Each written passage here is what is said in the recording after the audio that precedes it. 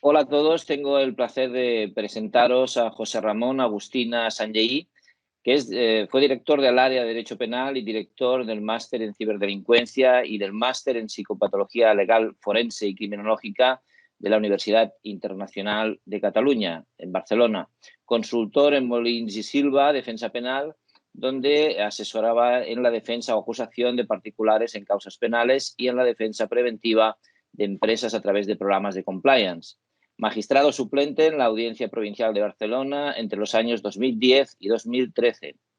Visiting Scholar en Cambridge University en 2007, Pace Law School en 2008, Rutgers School of Law 2009, etc. En la Universidad de Texas.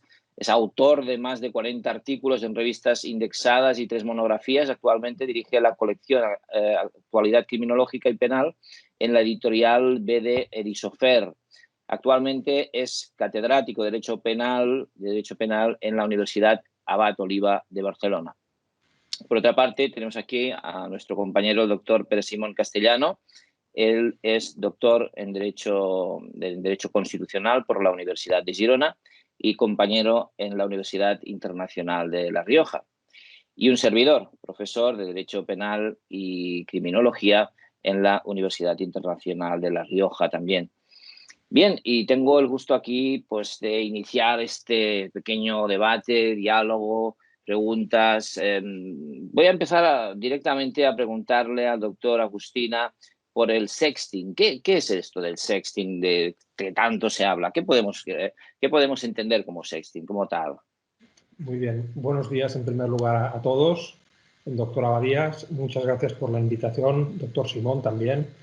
Y, bueno, pues la verdad para mí es un privilegio poder hablar a los alumnos de la UNIR sobre cuestiones tan importantes, ¿no? En primer lugar, la del sexting, ¿no? El sexting es un fenómeno que arranca, sobre todo, a partir de la proliferación de los smartphones. A finales de las décadas de 2000, entre 2008 y 2009 se empieza a proliferar toda la utilización de los teléfonos móviles inteligentes y todo el mundo empieza a tener una capacidad y un acceso inmediato a cámaras, al uso de teléfonos con cámaras incorporadas. Y es en ese momento cuando se empiezan a incorporar hábitos de conducta que hacen que cambie culturalmente la sociedad y que los jóvenes y no tan jóvenes empiezan a intercambiar fotografías de todo tipo, también personales. De hecho, empieza también a proliferar esa tendencia culturalmente del selfie, ¿no? de autofotografiarse e intercambiar imágenes personales sin ninguna connotación, pero reproduciendo la vida cotidiana de las personas. Y en ese contexto es cuando empiezan a proliferar también el intercambio de imágenes íntimas o eróticas, especialmente alarmantes en el caso de los menores y de los adolescentes. Y por allá, por los años 2008-2009, empiezan los primeros casos en Estados Unidos, en el Reino Unido, de intercambio de imágenes íntimas entre menores de edad, que son, en primer lugar, percibidos por la Fiscalía como delitos de producción y difusión de pornografía infantil. Y es aquí cuando, bueno, pues arranca una honda preocupación por parte de no solo de los padres, sino de la comunidad en las escuelas, en las universidades, en los colleges, pues del peligro que se viene encima, porque se está contribuyendo de alguna manera a la alimentación de ese mercado de imágenes de pornografía infantil.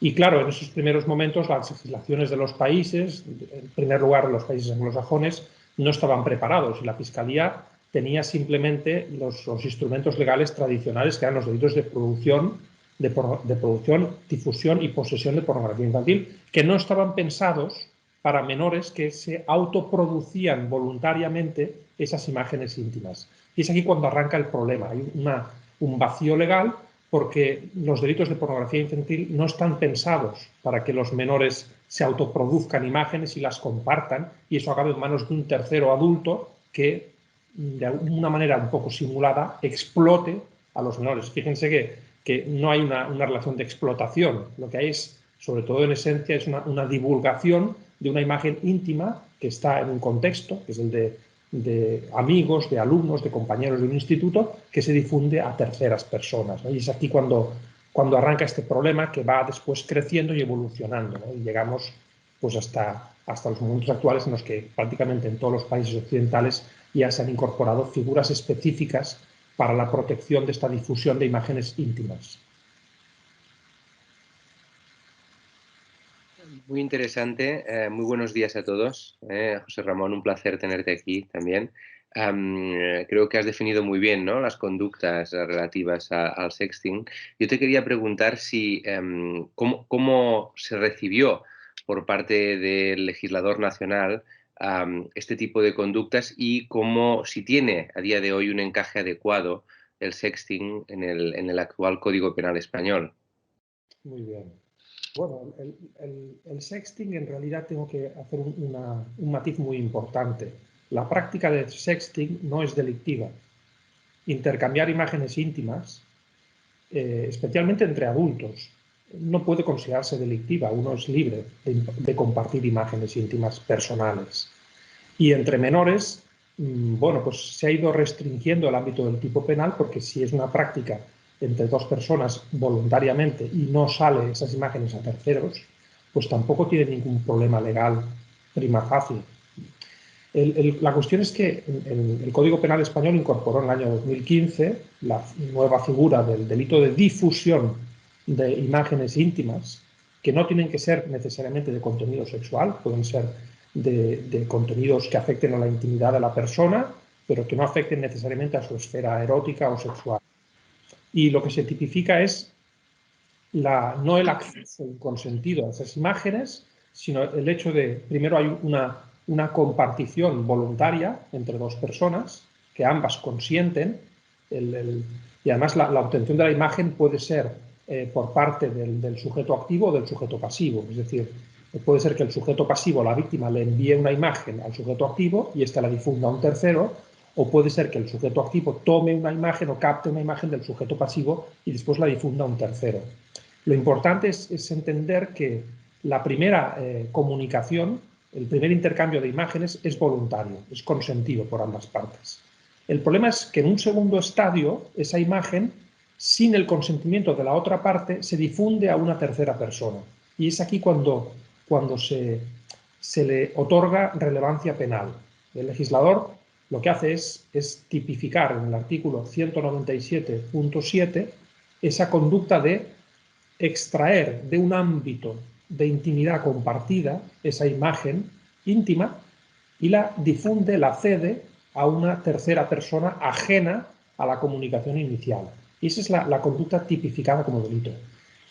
Como siempre, en España y en muchos países en los que los medios de comunicación tienen una influencia notoria en la política criminal, pues esta modificación legislativa vino a rebufo de un caso pues, que tuvo mucha repercusión mediática, que fue el caso de Olvido Hormigos, ¿no? Es una concejala conocida en España, hasta ese momento totalmente desconocida, y a partir del caso muy conocida. Y de hecho ha hecho fortuna después a raíz del caso. Fue una mujer que compartió unas imágenes voluntariamente con otra persona y estas imágenes acabaron siendo difundidas a terceros, ¿no? Y a raíz de este caso, que fue tan mediático, pues el legislador incorporó esta figura en el Código Penal, y esta es la razón. Y es una conducta delictiva que está enmarcada entre los delitos contra la intimidad.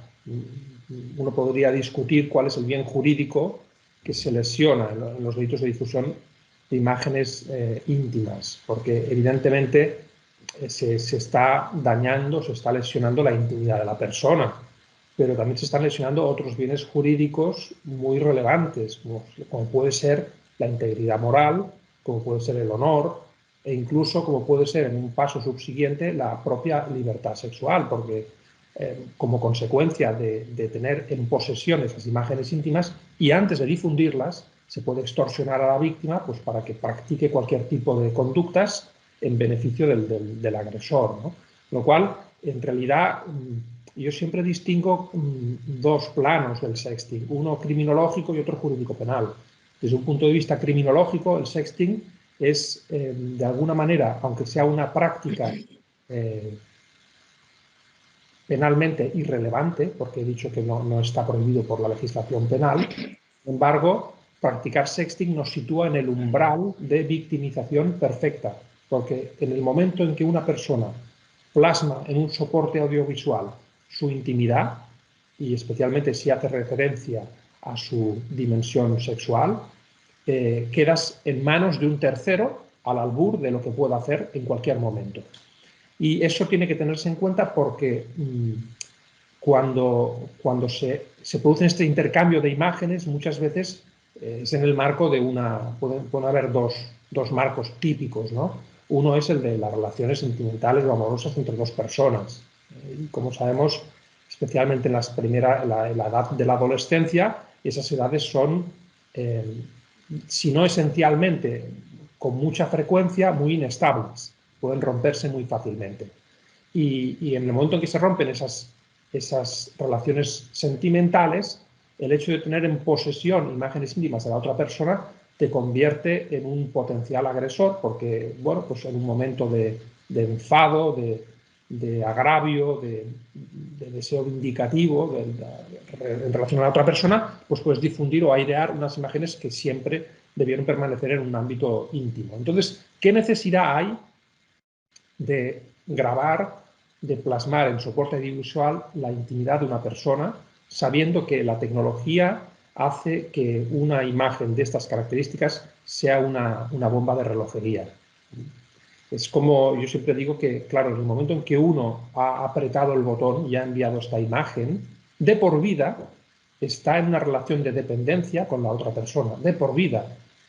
No es que yo le deje las llaves de mi casa a mi pareja o a mi novio teniendo 15 años, porque esas llaves de la casa, por ejemplo, o del coche o de la moto, yo puedo cambiar de moto, puedo cambiar la cerradura de la casa, pero las imágenes íntimas que le he entregado, eso ya es inmodificable, in secula seculorum.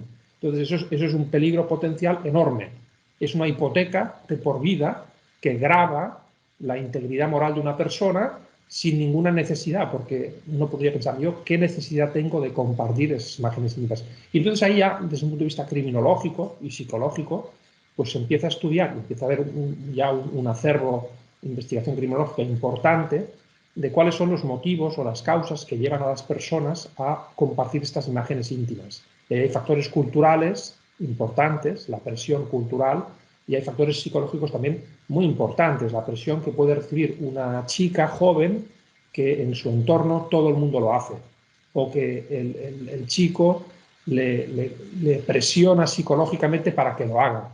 ¿Qué pasa? ¿Que no me quieres? Y entonces, o a veces puede también suceder al revés, es decir, que una chica, para buscar la atracción de un chico, pues empiece a tontear a través de una relación telemática, cibernética, y enviando fotografías cada vez más subidas de tono. Y esta necesidad de enseñar la intimidad, especialmente en un nuevo escenario de cómo los menores y los adolescentes flirtean hoy en día. Muchas veces las relaciones, esto tiene mucho que ver con la ciberpsicología, ¿no? Una persona en un entorno online actúa de una manera mucho más desinhibida que en el espacio físico. Uno no se atreve a empezar un diálogo sugerente con una persona face to face, y en cambio a través de la tecnología es más fácil que uno se abra a empezar a jugar, tontear y en una escalada progresiva a intercambiar imágenes de cualquier tipo, yo te doy, tú me das, ¿no? Y esto es especialmente peligroso porque, como he dicho al principio, desde que todos los menores y adolescentes y también los adultos tenemos smartphone, cuando se mezclan las hormonas con la tecnología, los frenos inhibitorios que en el espacio físico puede tener cualquier persona se pierden. Y entonces uno no piensa en las consecuencias del día después. Y es especialmente peligroso porque, por lo que decía antes, que una vez se ha enviado una fotografía, pierdes el control de esas imágenes de por vida. Aunque, bueno, luego uno pueda intentar recuperarlas, puede ser muy complicado o incluso imposible, ¿no? Y entonces por eso el sexting es una práctica de riesgo. Quizá no es un delito en sí mismo, pero es una práctica de riesgo. No solo por las potenciales secuelas y la potencial victimización en términos criminológicos, sino también en términos de salud mental. De hecho, hace poco, pues, bueno, todavía no se ha defendido. Estoy dirigiendo una tesis doctoral de una psicóloga que está analizando el impacto en la salud mental de los menores, especialmente en relación con la práctica de sexting, ¿no? Y eso, bueno, pues ya pone, y de hecho va en la línea de todas las investigaciones que se están realizando en el ámbito de las apps y de las plataformas online, de cómo la tecnología hace que, especialmente Instagram, ¿no?, hace que los menores vivan en una constante presión por mostrarse a los demás con unos estándares y unos índices de felicidad, de un cuerpo idealizado, de una imagen que de alguna manera hace que muestre lo mejor de uno mismo, y que se entre en un juego psicológico muy pernicioso, que es el hecho de ponerse siempre a la altura de los otros, ¿no?, y estar comparándose constantemente con los otros. Si uno ve un poco cómo es la dinámica de Instagram, pues hace que las chicas y los chicos intenten mostrar una realidad ficticia, e intentan competir entre ellos para ser más populares, ser más atractivos y mostrar un cuerpo Danone perfecto, y eso tiene unas connotaciones en salud mental muy perniciosas, porque hace que las personas sientan muchos más índices de insatisfacción personal, de depresión, de ansiedad, de necesidad narcisista de tener ese feedback constante de gratificación que hace que a través de mis acciones despierte la admiración en el otro o en las otras, o en la comunidad en la que yo me muevo, ¿no? Y vivimos pues en tiempos muy difíciles para la intimidad y muy difíciles para proteger esa intimidad en el ámbito sexual. Realmente el doctor Agustina ha dicho frases que son muy potentes, como bomba de relojería, imágenes de por vida, imágenes inmodificables, ¿verdad? Es algo que es inquietante, es muy preocupante. Yo siempre les digo a los alumnos, ¿verdad? Cuídense mucho de la intimidad, cuídense mucho de guardar bien las imágenes, porque a veces quizás también por despecho, ¿no? Algunas veces pues una pareja rompe y bueno, pues ahora vas a ver todo el mundo quién eres tú, voy a coger estas imágenes y las voy a colgar en las redes, etcétera. Y al hilo de lo dicho, yo te quería preguntar, ¿cuáles serían los colectivos que, según tu modo de entender, son más vulnerables a esta tipología de actuaciones, de sexting? Bueno, a ver, vulnerabilidad en el contexto sociocultural que tenemos ahora mismo, son especialmente todos los menores y adolescentes, porque la presión que hay es enorme por lo que decía antes. Si no estás en Instagram, a veces parece que no estés en ningún sitio. Y si no tienes... De hecho, ahora Lipovetsky ha sacado un nuevo libro que todavía no he tenido la oportunidad de hincarle el diente, sobre la psicología de la seducción, ¿no? Vivimos en un mundo en el que es muy importante seducir, y la comunicación entre las personas se basa en una comunicación de seducción. Lo hemos querido así. La cultura de la imagen hoy en día es la tarjeta de presentación, no su inteligencia, no su capacidad de trabajo, no, la imagen. La imagen y la seducción que genera la imagen. Y la psicología está muy volcada a una imagen corporal. Claro, eso tiene unas connotaciones muy fuertes, especialmente en las personas que por razones muy diversas tienen la autoestima baja o necesitan alimentar ese feedback. Y podemos pensar en un niño o en una niña que crece y que no ha recibido el soporte adecuado en su familia y que necesita subir su autoestima por algún motivo, por el que sea, ¿no? En el momento en que descubre que ella misma o él mismo puede ser un objeto de seducción, de placer, de atracción con respecto a los otros, pues descubre la gasolina del coche, descubre que su vida puede funcionar a base de atraer la mirada de terceros. Y eso ahí empieza una carrera muy peligrosa. muy peligrosa que influye no solo en la manera de vestir y de relacionarse, sino a veces en ocasiones la manera de intercambiar imágenes íntimas. Hombre, uno podría decir, hombre, doctora Agustina, no se pase, no exagere, no tiene por qué acabar así. No, no, estoy describiendo un contexto general. En ese contexto general es muy fácil que haya precipitadores. Es decir, espitas, momentos en los que por una cuestión de debilidad o de necesidad o de presión, en ese contexto uno se anime a intercambiar imágenes íntimas. Una cosa es el contexto y otra cosa es el precipitador. Entonces, ese precipitador puede ser por una relación sentimental tóxica, por una necesidad en un momento puntual de un menor o de una menor de hacerse notar, de hacerse atractivo en la mirada de terceros para corregir una situación de bajón, o puede ser porque haya en ese contexto de hipersexualización, una necesidad de satisfacer un impulso sexual en un momento determinado. En ese contexto, al tener la tecnología a nuestro alcance, con una facilidad tan tremenda, piensen que la tecnología hace que 7/24 constantemente tengamos ese poder, por la mañana y por la noche.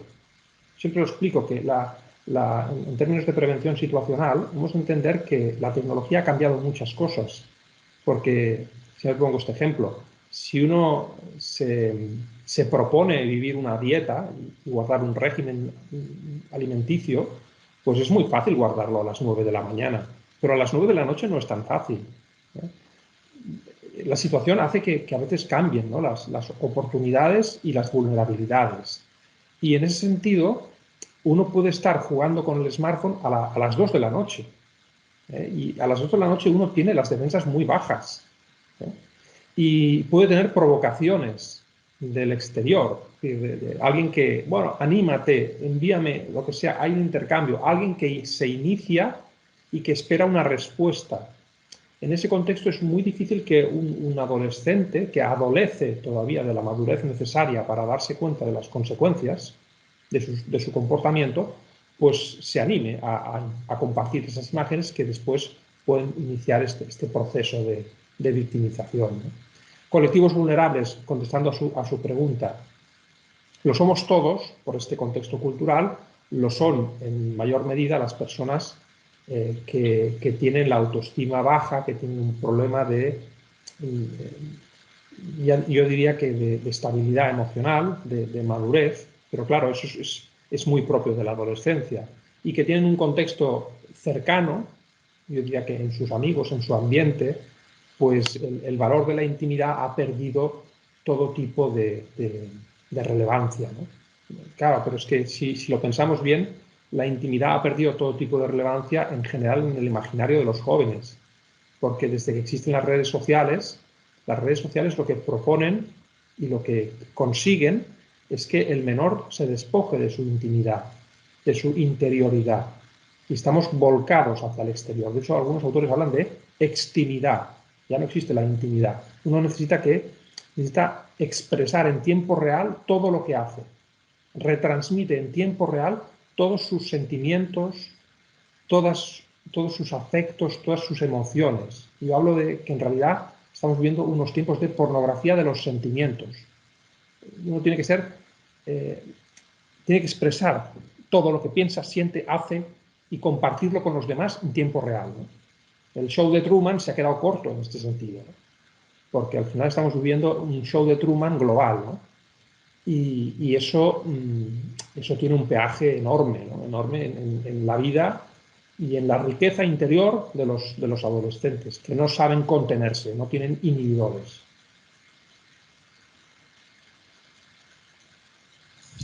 Creo que el doctor Agustina ha definido con claridad algunos aspectos. Yo me quedo con el hecho de que el sexting pues, es esa etapa primaria, ¿no?, que puede acabar con la comisión de un delito vehiculado a través de otro tipo penal que lo que hace es tutelar la intimidad.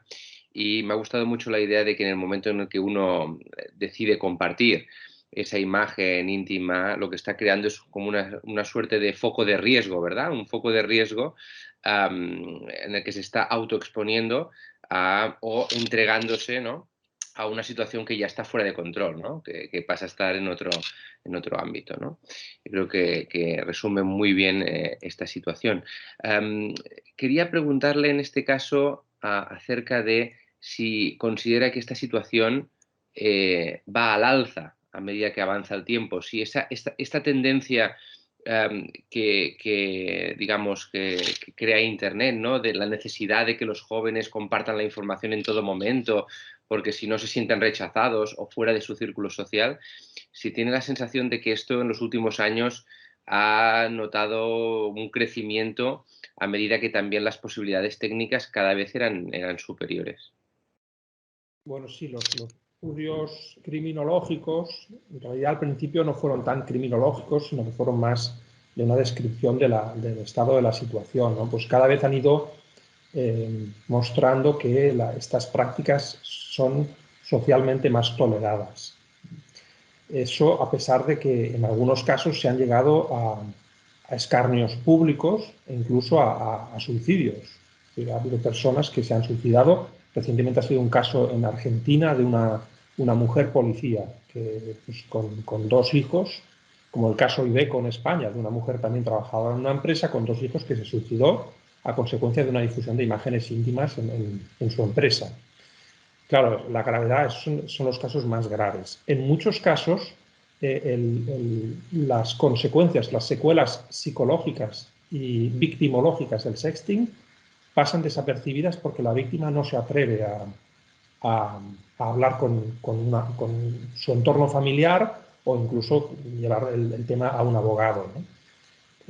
Yo como abogado sí que he tenido algunos casos que me han llegado y he acompañado a la víctima y puedo decir con certeza y con conocimiento de primera mano que es difícil muchas veces estas situaciones en carne de la víctima explicar a terceros lo que ha pasado, porque en la raíz hay un sentimiento de culpabilidad, de haber cometido un error, de haber tenido una relación no del todo adecuada con una persona que ex post facto uno ve que se ha equivocado porque ha confiado en alguien que no debiera.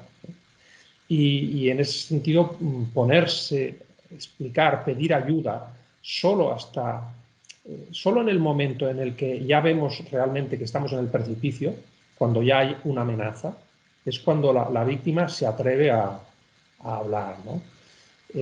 Una amenaza, yo recuerdo un caso que tuve en el despacho de una chica de 17 años, no, 18 años, que vino al despacho a verme con su tía, no vino con su madre ni con su padre, vino con su tía porque no se atrevió a explicarlo en casa. Y explicó pues eso, que había tenido una relación tóxica con un chico durante un año y al cabo de ese tiempo ella se dio cuenta que no era feliz, y le dijo pues, a esta otra persona, ¿no? Pues mira, he decidido que vamos a dejarlo aquí, ¿no? Y entonces en ese momento el otro le dijo, pues va a ser que no, porque que sepas que he grabado pues, nuestras relaciones íntimas, tengo esas imágenes y si me dejas puedo difundir tus imágenes a todas tus amigas, todo el mundo del colegio, del instituto, etc., ¿no? Claro, en ese momento esta chica pues entró en un ataque de pánico y se vino abajo, ¿no? Y estuvo un tiempo pues dudando, no sabiendo qué hacer, hasta que pidió ayuda a su tía y bueno, pudimos pues, poner remedio, ¿no? Y darnos cuenta que, bueno, pues que este chico, primero que tampoco sabíamos de la certeza de su afirmación, pero en cualquier caso había que acudir a medios legales y advertirle de que estaba cometiendo un delito de amenazas condicionales y que podía además, en caso de que difundiera las imágenes, cometer otro delito de difusión inconsentida de imágenes íntimas. Quiero decir con esto que hay una cifra negra importante, porque muchas veces se pueden compartir imágenes íntimas de una persona sin que ésta lo sepa. Y en otras ocasiones se puede compartir imágenes íntimas de otra persona aún sabiéndolo, pero esta otra persona puede no conocer que esto es un delito. La víctima puede pensar que, bueno, yo pues compartí estas imágenes y al final pues el hecho de que me hayan difundido estas imágenes en parte es culpa mía, ¿no? Y solo cuando se hace excesivamente público, que suele pasar en muchos casos, es en ese escenario en el que la víctima se plantea si tiene que hacer algo más, tiene que denunciarlo. Pero hasta que sucede eso, lo que hay es una situación de violencia de género, porque normalmente es la mujer, la chica, la que sufre de una relación en ocasiones de extorsión, de chantaje, de dependencia de esa otra persona, con un poco similar, salvando las distancias, a la relación entre el groomer y la víctima de grooming. Es decir, no es lo mismo porque ahí hay una relación clara de abuso de una posición de poder, en el sentido de que normalmente es un adulto frente a un menor, sino que aquí es un caso entre adultos o entre menores, una relación de igualdad. Pero el hecho de que uno tenga esas imágenes íntimas y amenace con difundirlas a terceros hace que la otra persona se sienta absolutamente atada de manos. Y es en esa situación en la que es muy difícilmente que la víctima hable, a no ser que pase algo muy grave. Volviendo a la pregunta del doctor Simón, los estudios, yo los primeros que empecé a analizar, que fueron en Estados Unidos, pues señalaban un 20, un 30% de prevalencia en las prácticas de sexting. Después han ido subiendo hasta el 50, el 60% algunos estudios. El problema que hay es que en los estudios no utilizan una definición similar y hay unos problemas definicionales muy serios, porque ¿qué es sexting? ¿Hasta qué punto, por ejemplo, ¿no? El sexting es sexting activo o sexting pasivo? Yo intercambio activamente imágenes o recibo imágenes. Estas imágenes son de un tono erótico muy subido, poco subido, mediano. ¿Cómo defino, no? Porque el intercambio de imágenes sugerentes, eso ha existido, no ha existido siempre porque en los smartphones es que es de ayer. O sea, toda esta problemática se inicia realmente en 2009-2010. Hasta entonces uno podía intercambiar imágenes por correo electrónico, por algunas plataformas sociales, pero es cuando realmente tenemos el smartphone cuando se plantean estos escenarios, ¿no? Entonces, pues vemos ahí, pues, bueno, bandazos, ¿no? Y vamos viendo ya un poco el dibujo de cómo, pues normalmente ellas son más las que realizan la parte activa, con mayor frecuencia, es decir, que comparten más imágenes. Tampoco sabemos, todavía no hay estudios muy significativos que hablen de cuál es la razón de por qué la comparten. Puede ser a instancia de la otra parte o por una necesidad interna.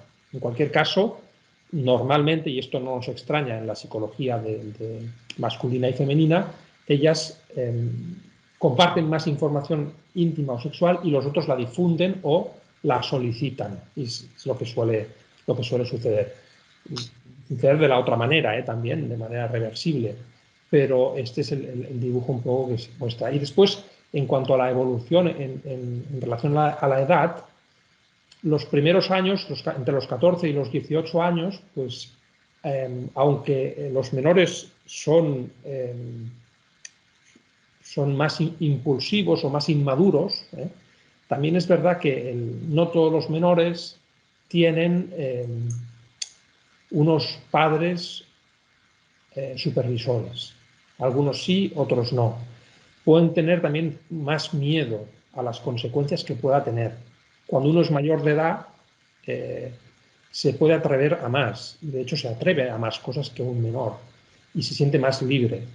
Y en ese sentido, el sexting aumenta a partir de los 18 o 20 años. El más peligroso es el de los menores de edad, obviamente, pero más peligroso pues porque uno todavía tiene la personalidad se está formando y uno es mucho menos dueño de sus actos. Conforme avanzamos en edad, somos más dueños de nuestros actos, pero también somos igualmente potencialmente víctimas, con lo cual el problema del sexting entre menores o entre adultos viene a ser el mismo. Y en ese sentido, creo que sería un error que las campañas de prevención de sexting se centraran solo en los menores de edad. Los adultos, es verdad que son conscientes, son más conscientes de sus acciones, son más reflexivos, prima facie, porque Yo siempre digo que también en estas generaciones actuales la adolescencia se alarga. Los jóvenes adultos, en fin, la edad de emancipación, la edad de contraer matrimonio, la edad de independizarse económicamente, cada vez se alarga más y eso también tiene consecuencias a nivel madurativo. Y eso también tiene implicaciones en la vida sexual y en la gestión de la propia intimidad. ¿Qué quiero decir con eso? Pues que las campañas de prevención del sexting también tendrían que tener muy en cuenta los años entre los 20 y los 30 años, que es una edad en la que las personas todavía son mayores de edad, pero necesitan ser conscientes, se necesita elevar la conciencia de los riesgos que comportan este tipo de conductas. Aunque uno tenga 40, 50 o 60 años, siguen siendo conductas igualmente peligrosas, por lo que hemos dicho, porque la dinámica hace que uno pierda el control de unas imágenes que son potencialmente muy dañinas para la persona, ¿no? Y que uno no puede confiar de por vida en alguien. Entiéndase lo que voy a decir. Uno puede confiar de por vida en su pareja sentimental, incluso puede comprometerse y casarse. Pero eso no hace que sea necesario, ni siquiera conveniente, compartir imágenes íntimas con la otra persona. Entre otros motivos, porque uno no sabe si esta otra persona, por un descuido o por un ataque, un hacking, puede acabar perdiendo el control de esas imágenes. O sea, las imágenes en sí mismas son peligrosas con independencia de lo que haga la otra persona. Y eso también hemos de tenerlo en cuenta, porque uno puede perder el control de esas imágenes porque le roban el móvil, porque le hackean el ordenador, por cualquier motivo. Y eso también es una fuente de preocupación. Es decir, que vamos a ser muy conscientes de que la tecnología la era tecnológica ha abierto una nueva espiral de riesgos que antes no existían y que con relación a la intimidad son muy importantes. Magnífica respuesta y prolija, por supuesto, como siempre. La verdad es que lo ha dejado muy, muy claro. Nos ha hablado de esta extimidad, nos ha hablado de una cultura, ¿verdad?, de hedonismo, de alguna manera, también de falta de autoestima. Y yo añadiría a esto incluso una cultura llamada de la inmediatez, o yo que le he llamado en algún escrito mío, la cultura touch, ¿no? Sería la cultura del pulgar, de pulsar rápidamente sin reflexionar en un smartphone, pulsar, marcar, en ese momento filmar y luego ya Dios sabe lo que puede llegar a pasar con estas imágenes. Realmente es un problema inquietante, un problema que es un reto para la sociedad, es un reto para el derecho penal, por supuesto. Y acto seguido vamos a pasar a comentar otro delito, otra de las situaciones también realmente complejas, que sería el stalking en menores y colectivos vulnerables. Doctora Agustina, ¿qué nos puede explicar más o menos qué es esto del stalking de que se habla tanto? Bueno, el stalking también es una figura que al menos en el Código Penal Español es prima hermana del sexting porque fue aprobada también en el año 2015 y ahora recientemente cumplimos 5 años de vigencia del delito de stalking. Y estamos analizando un poco el impacto que ha tenido en la jurisprudencia y en la aplicación cotidiana por parte de los jueces y tribunales de esta figura delictiva que se incorporó en el artículo 172 ter. Es un delito que está en el contexto de los delitos contra la libertad, a caballo entre las coacciones y las amenazas. No son ni coacciones ni son amenazas. Es un delito que arranca de nuevo de la tradición anglosajona, de la década de los 90, y su origen está en ese acoso sistemático a celebrities en Estados Unidos, que hacía que esa persona, muchas veces en el espacio físico, antes de que hubiera la irrupción de las tecnologías, esa persona que con unos rasgos obsesivos, compulsivos, que seguían a todas horas y buscaban la proximidad física y vigilaban y perseguían a una celebrity. Y de hecho pues hubo un caso de un un asesinato finalmente con posterioridad a una situación de acoso sistemático. El stalking es un acoso sistemático a una persona que hace que la víctima se sienta atacada o vulnerada en su libertad de movimientos, aunque de facto no se le coaccione en nada. Por eso no son unas coacciones. A la víctima no le estás obligando a hacer nada. Simplemente te estás haciendo, yo lo defino así, es hacerse presente en la vida de una persona de manera reiterada e insistente, causándole un sentimiento de temor o de inseguridad. Estás produciendo ese sentimiento sin que necesariamente le estés coaccionando ni tampoco le estés amenazando. Por eso no son ni coacciones ni son amenazas. Es un tertium genus, es una figura sui generis que hace que efectivamente estás percutiendo en la calidad de vida, en la calidad de la libertad vivida de una persona, porque estás haciéndote presente en esa cotidianidad de una manera intrusiva, ¿no? Constante, y que te va minando, que te va generando un sentimiento de miedo, de inseguridad.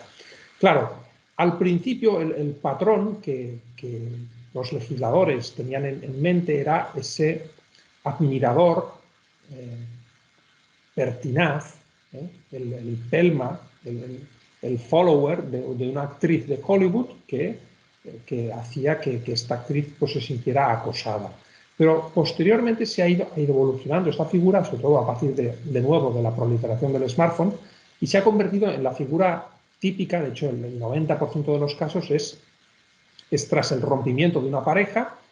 Normalmente el varón, la psicología del varón aquí también es muy importante, no acepta la ruptura y entonces se hace presente de manera constante en la vida de la expareja, de su víctima, ¿no?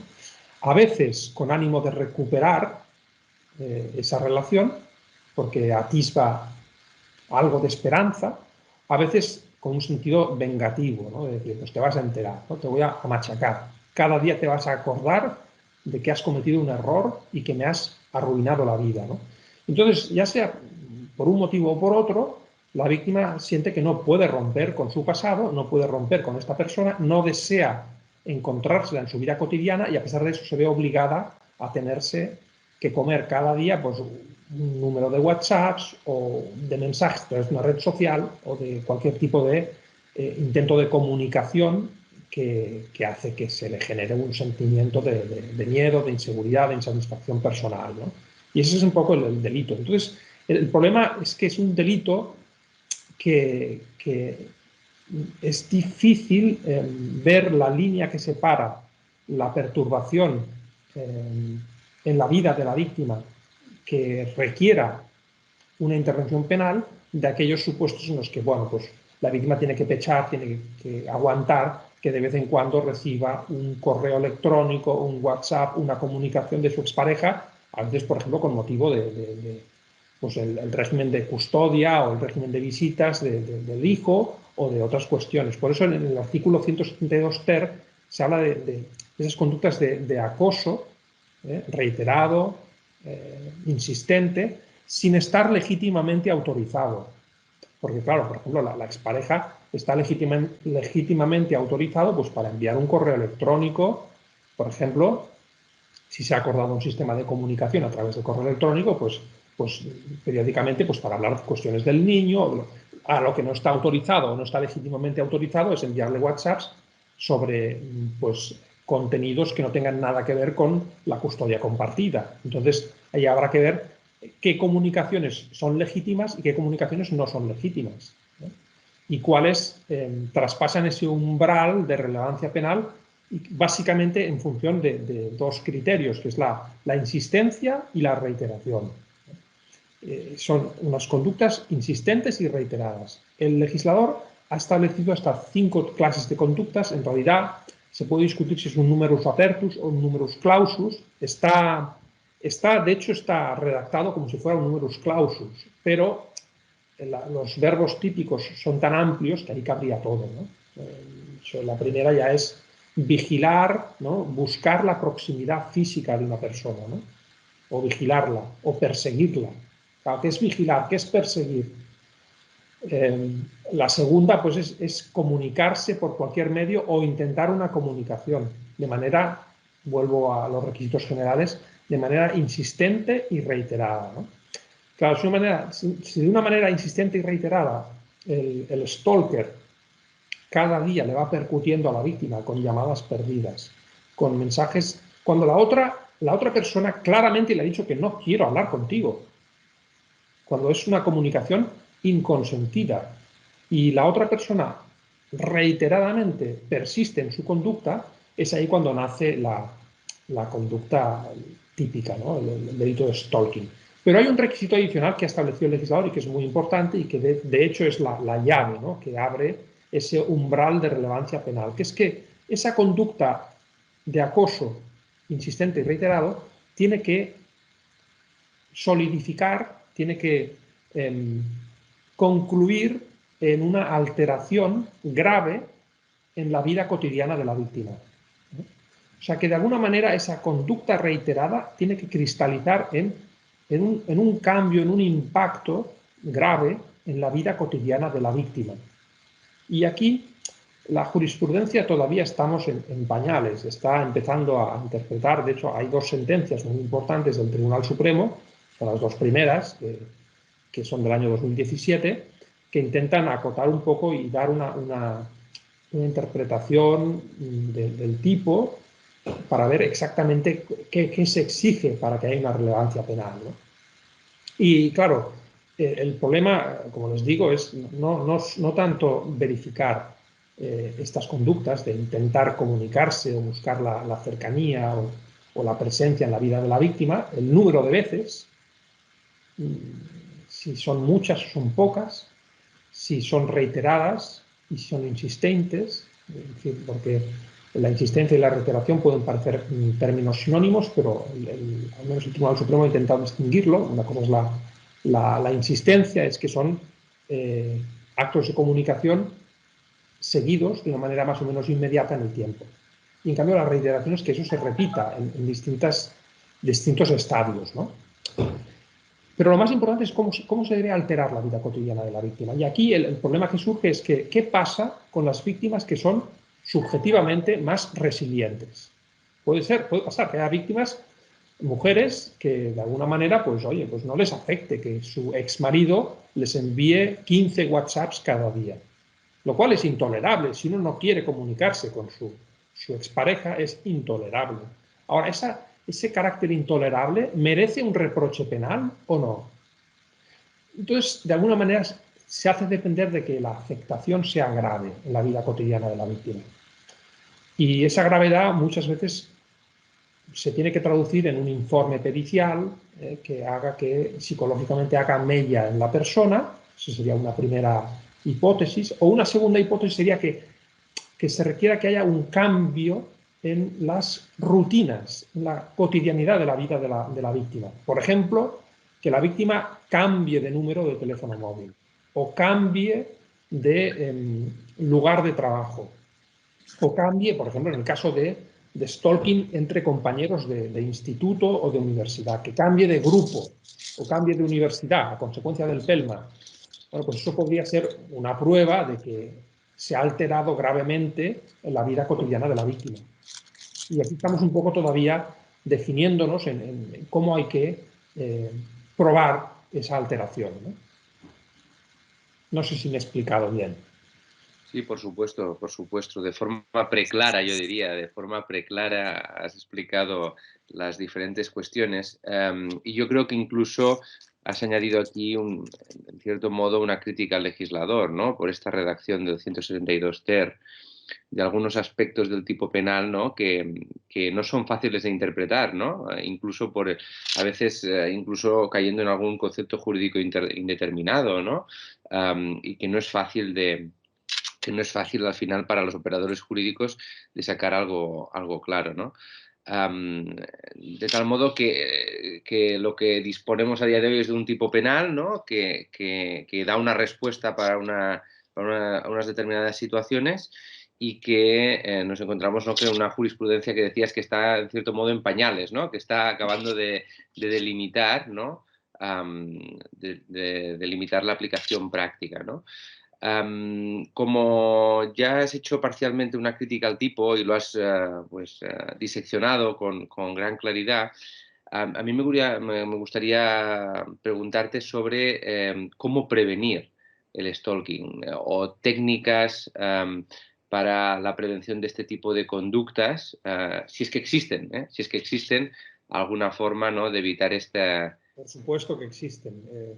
Y además muchas, a ver, la víctima puede autoprotegerse. Puede autoprotegerse de muchas maneras. Bloqueando al acosador en su teléfono móvil. Puede utilizar distintas estrategias de afrontamiento. En el ámbito anglosajón se habla de coping strategies, ¿no? Estrategias de afrontamiento. Yo cómo respondo a esta conducta persistente, ¿no? Entonces, desde el punto de vista psicológico, desde un punto de vista inteligente, la víctima puede intentar hacer como que no le afecte, ¿no? A veces pasa, ¿no? En el lenguaje coloquial se habla de perro ladrador, poco mordedor. Cuando un acosador te está percutiendo, si uno entra al trapo, es mucho peor, ¿no? Entonces, si uno no quiere discutir, lo que tiene que hacer es ignorar y no comunicarse y no decirle. Y a veces se cansará solo. Lo que pasa es que a veces uno no quiere cambiar de teléfono o no quiere bloquear la otra parte, que lo podría hacer. Lo podría hacer. Pero el problema es que esta otra parte puede hacerse presente en la vida de la víctima de maneras muy diversas. Por ejemplo, ahora se está discutiendo también si el hecho de hacerse presente en un perfil social, tú también puedes bloquearlo, obviamente.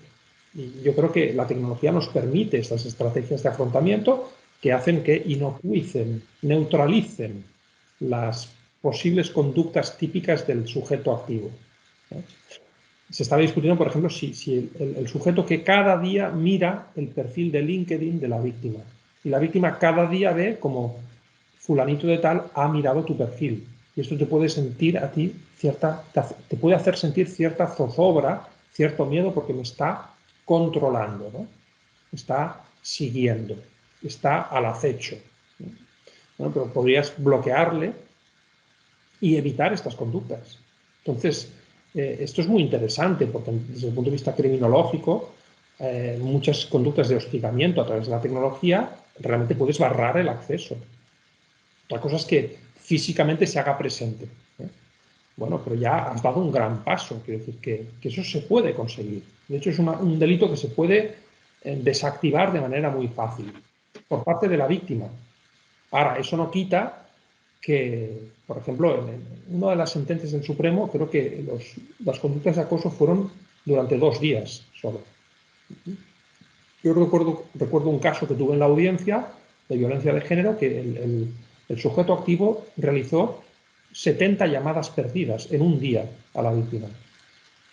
¿Eso es constitutivo del delito de stalking o hace falta mayor reiteración? ¿O con un único día de acoso basta? Pues es una contestación. Esa pregunta, la contestación no está clara todavía. Y como, bueno,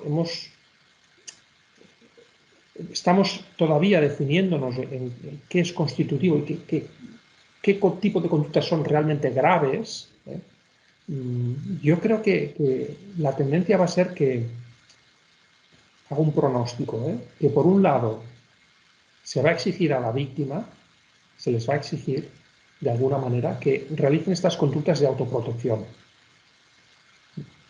Si te está llamando, pues puedes bloquearle. ¿Por qué no lo haces? Con sentido común, esto se le puede exigir a la víctima.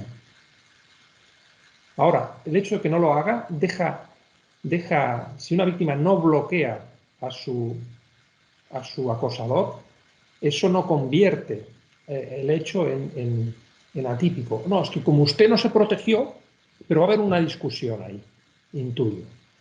Y esto por un lado, ¿no? Por otro lado, vamos a ver también cómo evoluciona la jurisprudencia, pero claro, el acoso sistemático y reiterado va a tener enfrente un problema que es, estamos ante un delito de peligro abstracto o un delito de resultado.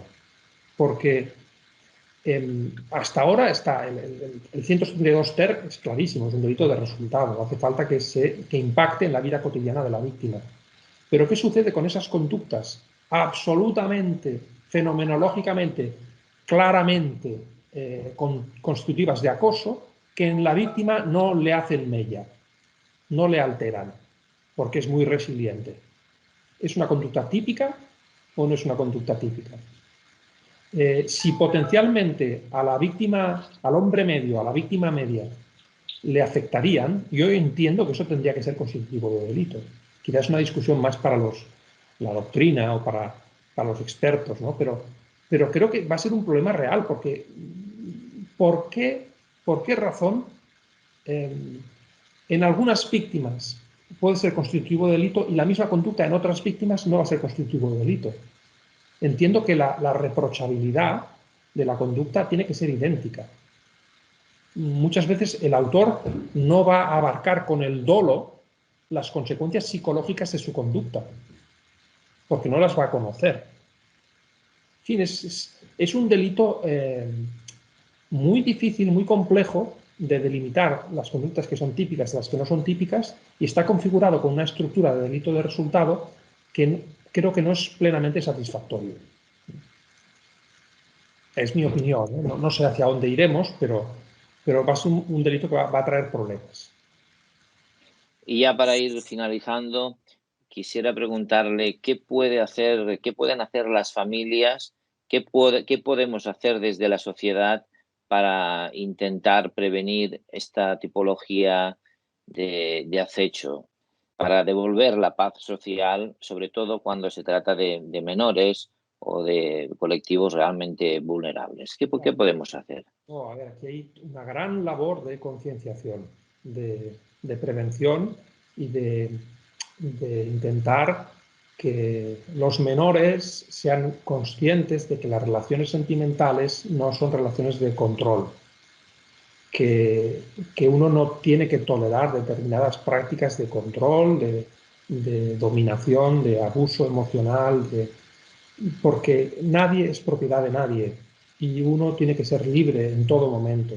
Esto es muy fácil decirlo, pero cuando tenemos una relación sentimental, afectiva, de dependencia de una persona con respecto a otra, hace que se generen ciertas dinámicas que en caso de que se rompa la relación, o en caso incluso de que no se rompa la relación, ¿por qué le tengo yo que dar a mi pareja las contraseñas, las claves de acceso? ¿Por qué tiene que controlar mis perfiles sociales? ¿Es necesario? ¿No es necesario? ¿O tengo que respetar la intimidad de la otra persona, su vida? Claro, los celos, el control emocional y efectivo de la otra persona es parte de una cultura en parte machista, en parte de dominación de un género sobre el otro.